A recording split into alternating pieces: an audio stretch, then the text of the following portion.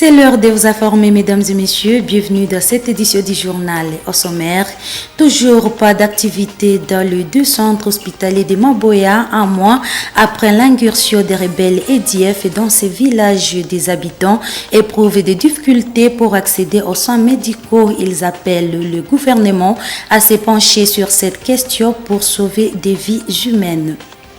Un culte de soutien aux forces armées de la RDC a été organisé en province de l'Ituri ce jeudi 17 novembre. Des femmes qui ont pris part à ce culte appellent les groupes armés à déposer les armes. Tout pour les titres.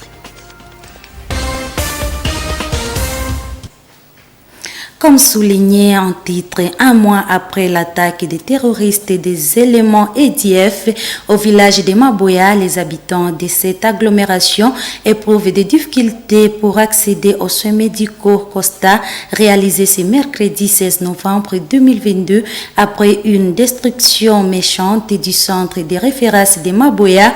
Des malades sont obligés de se déplacer pour la ville de Butembo ou celle de Beni pour suivre les soins. Reportage de Mwanampenzi Manzekele rendu par Isabelle Wangahemuka. C'est le vestige du centre de référence de Maboya, abandonné depuis l'incursion des rebelles ADF le 20 octobre 2020. Ce centre qui jadis accueillait des malades pour des soins est actuellement délaissé. Aucune activité n'est fonctionnelle.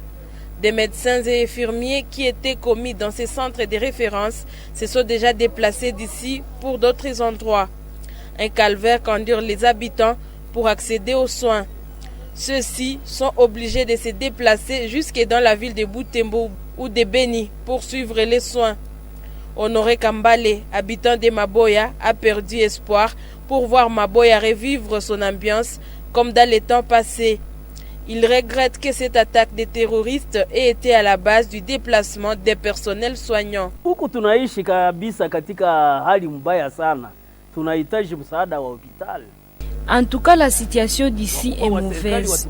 Nous avons besoin d'une assistance. Que les autorités songent à reconstruire l'hôpital brûlé. Actuellement, tous les malades vont à Butembo, soit à Beni. Hakuna kituo kinachoweza kuwasaidia kwa kuwatunza. De l'autre côté, dans ce centre hospitalier Tingé, quelques infirmiers se présentent pour des soins ambulatoires. Madame Blantine Massika accompagne sa belle-fille qui, au-delà d'être enceinte, souffre aussi d'une anémie. Malheureusement, cette structure n'a plus de matériel ni de médicaments. Tout ce qui pouvait sauver la situation a été emporté par les ADF. Ces derniers temps, nous vivons avec la peur. Quand un proche tombe malade, on ne sait pas où le faire soigner. Hier, je suis venue à l'hôpital avec un malade qui n'avait plus assez de sang. On m'a demandé de retourner pour revenir le matin. Nous faisons des soins ambulatoires la journée seulement. Plusieurs habitants d'ici ont déjà abandonné leur maison pour aller vivre ailleurs suite à la peur. C'est en date du 20 octobre 2022 que les rebelles ADF avaient attaqué le village de Maboya. Plus de 7 personnes avaient été tuées et plusieurs autres portées disparues, des structures sanitaires incendiées aux côtés des boutiques vandalisées.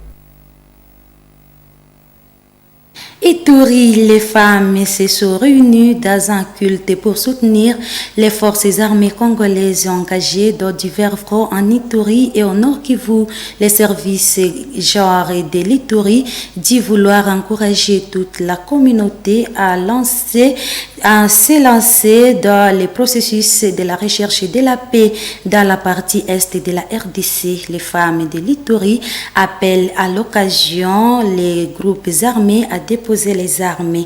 Trouvez les détails dans ce reportage de la presse du gouvernorat de l'Ituri.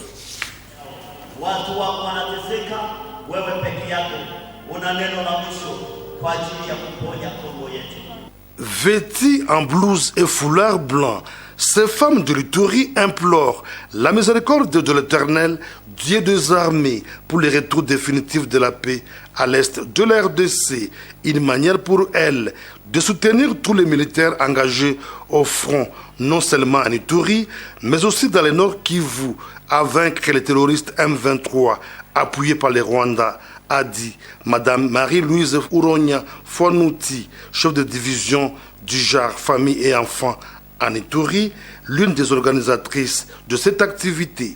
Cette journée, c'est une journée organisée pour la méditation, pour l'exhortation du pardon, des miséricordes du Seigneur, pour soutenir la FARDC, pour soutenir notre pays, pour la paix. Occasion pour Madame Jacqueline Boudza du collectif des femmes de cette province d'appeler les groupes armés à déposer les armes. Que nous, d'abord femmes, nous avons l'obligation de nous impliquer activement pour que ces groupes armés quittent la brousse, pour qu'ils rejoignent la communauté, pour qu'ensemble nous construisons notre province, notre pays et nos familles même.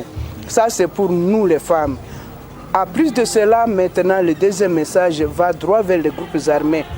Ils n'ont pas le droit de rester dans la brousse. Leur place n'est pas dans la brousse. La place d'un être humain, c'est dans la communauté, à famille, pour construire ensemble, pour vivre l'amour, pour partager avec les autres. Même message lancé par la présidente de femmes de l'Église protestante. Nous appelons notre communauté, tous les chrétiens de cette église, les pasteurs, les responsables et toute la communauté de s'intégrer dans la recherche de la paix. Il faut dire que ce culte d'action de grâce est une réponse à l'appel sur la mobilisation générale lancée par le chef de l'État et commandant suprême de forces armées, Félix Antoine Tshisekedi Tshilombo, en vue de soutenir les forces de défense et de sécurité contre toute forme de menace.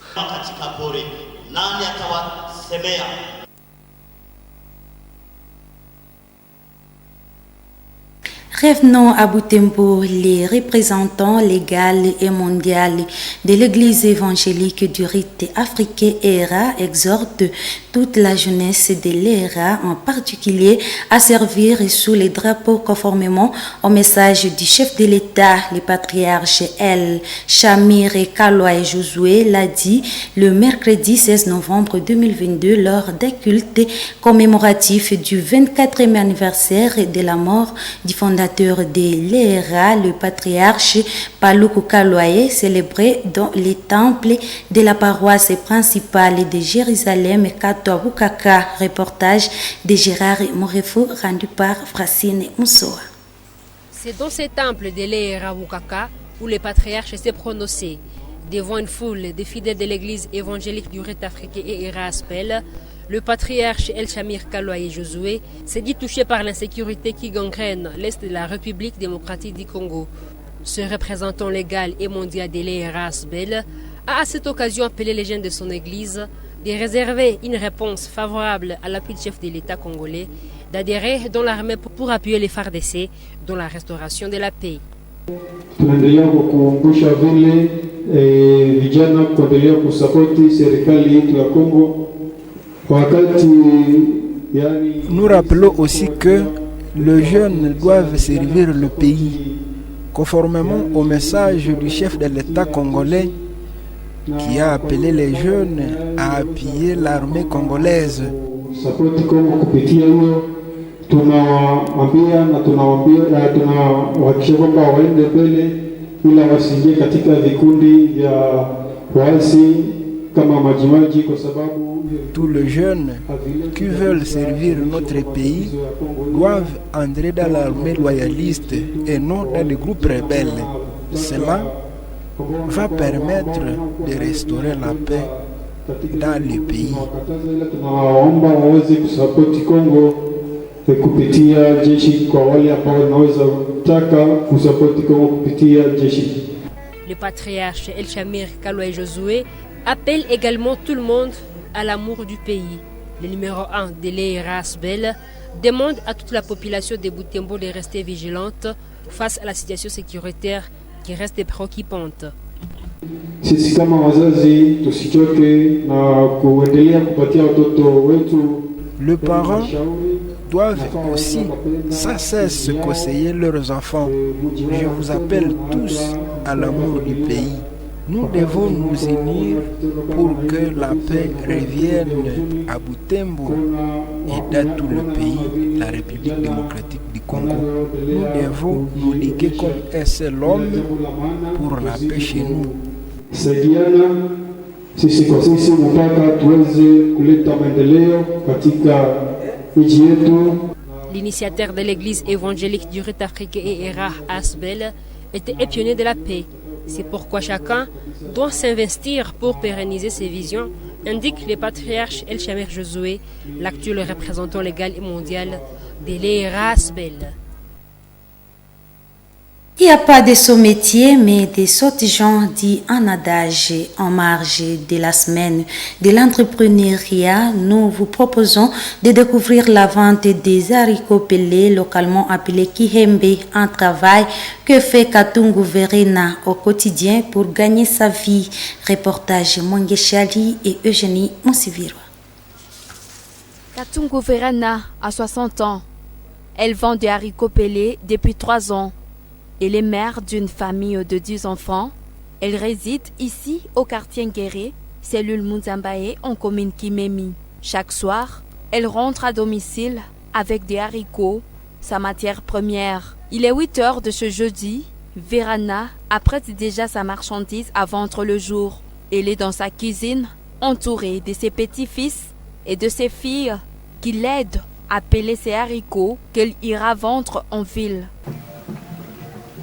Toute cette quantité de haricots sera pelée pour la vente. Ce bassin ici contient de haricots déjà arrangés. Toute la maisonnée s'implique pour permettre à leur mère de se rendre tôt dans le marché. Verena se réjouit de son activité génératrice de revenus. Elle dit que ce revenu lui permet de nourrir sa famille. Comme tout le travail, la vente de haricots a aussi des difficultés. Verena cite le manque de la clientèle et l'insolvabilité de dette, une situation qui perturbe son capital. Quand cela ne tienne, cette activité lui permet aussi de lutter contre l'oisiveté. Voilà pourquoi elle ne baisse pas le bras.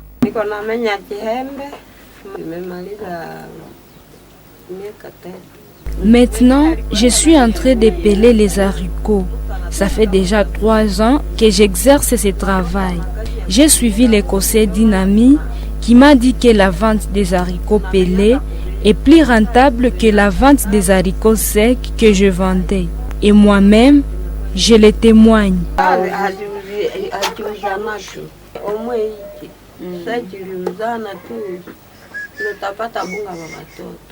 À 11 heures, sous les soleils ardents, Verena empale son colis constitué de paquets de haricots, revenant en 500, les uns et d'autres à 1000 francs.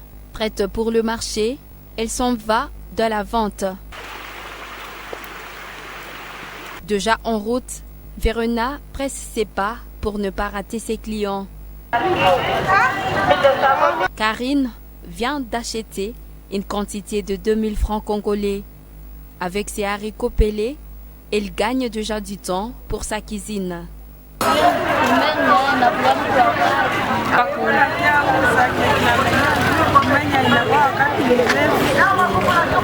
Rosine apprécie aussi ses haricots pelés.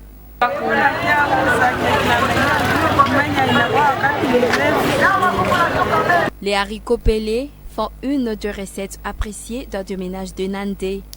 Leur sauce, appelée Kihembe, se consomme avec la pâte, les riz, les bananes et consorts.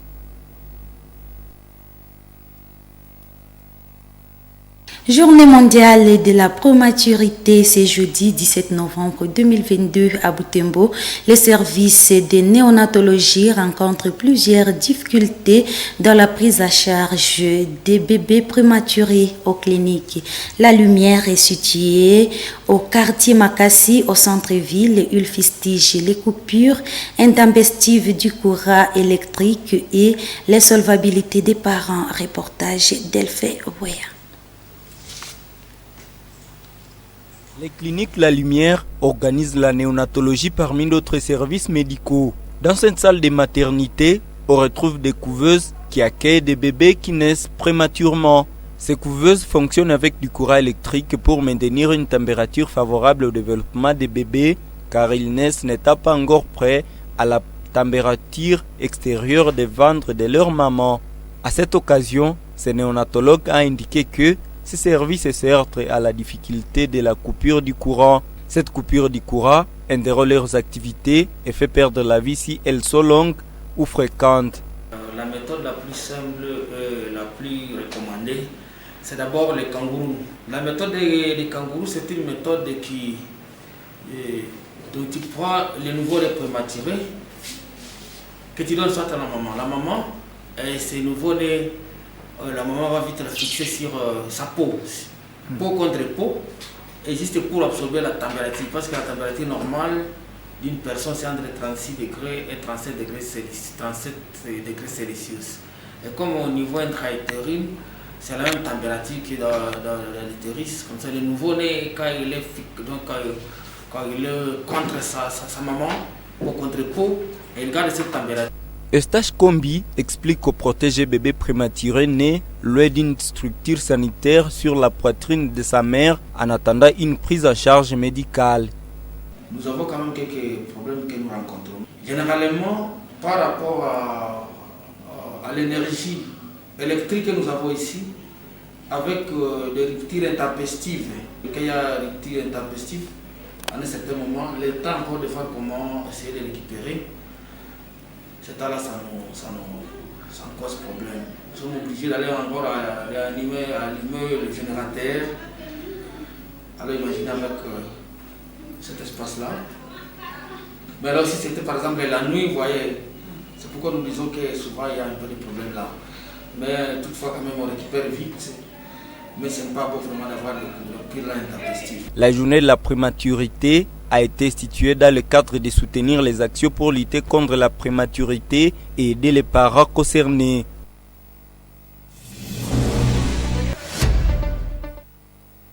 Un sport poursuite de la phase allée du championnat local en ville de Butembo ce jeudi 17 novembre 2022. Deux rencontres ont été au rendez-vous à 14h. L'Union sportive Kitenge a été battue par le football club Atlético de Butembo par un score de 6-2 et dans la seconde confrontation, le Racing Club du Kivu a perdu devant l'association sportive Étoile de Butembo par un score de 2-1 grâce Kaniki dans ce reportage de Samuel Wainda.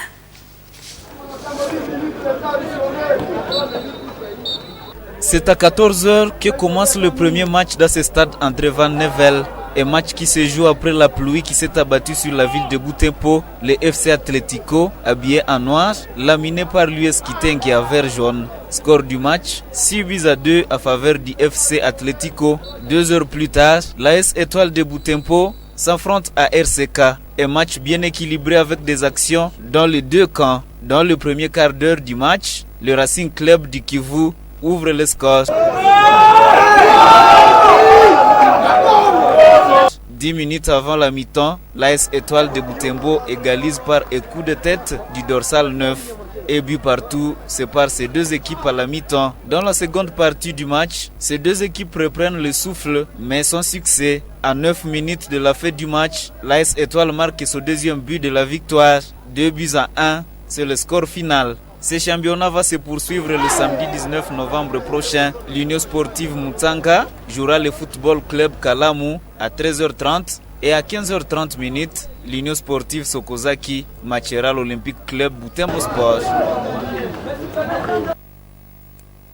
Et la Ligue nationale de football division 2 dans la zone STB, l'association sportive Nyuki de Butembo s'est faite plier en marge de la 6e journée dans une rencontre disputée au stade de l'unité de Goma à 13h de ce jeudi 17 novembre. Les abeilles de Butembo Butembo se sont fait abattre par un score de 4 buts contre 0. Des buts encaissés tous en première mi-temps. Nyuki perd sa chance d'encaisser une troisième victoire de suite. Cette défaite maintient Nyuki à 7 points sur 15 possibles, alors que son adversaire du jour réalisait sa parfaite campagne de 18 points sur 18. Mesdames et messieurs, nous sommes pratiquement à la fin de cette édition du journal. Merci de nous avoir suivis. Portez-vous bien. Bye.